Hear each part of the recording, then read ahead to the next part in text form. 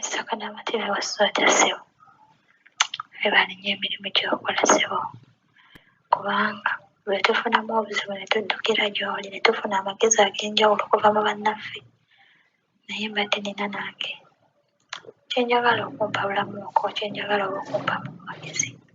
Wano mu maka mwendi sirinaawo busayininge bwonna ne mukama wange, wabula gye nali ndi twafuna obutakkaanya ne banguza omulala wano wendi. Naye buli olukya beeyongera okumpa emirimu egy'enkalubiriza. Kati bampadde olupapula nga baluwandiise mu Luwarabu, nze ne mbissa mu Lusungu nga baŋŋamba eky'okuzza mu Lusungu. Ne baŋŋamba naye nga bya mirimu bya waka kye mmala okukola kyentiikinga. Ne bamala ne baŋŋamba n'enkya mbiwandiike ku lupapula olulala, n'olulala lwe mmala olupapula lwe batwala.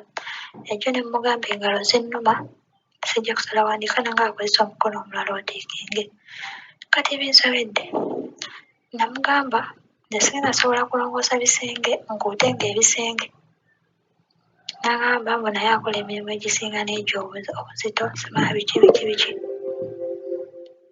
Kati kwe gandi nga ali mu ssomero, lwaki mba sikola mirimu gyange?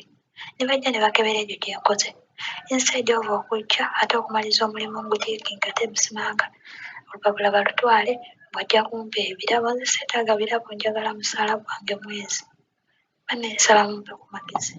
Nja kusanyuka nnyo Mr. Kadamba TV.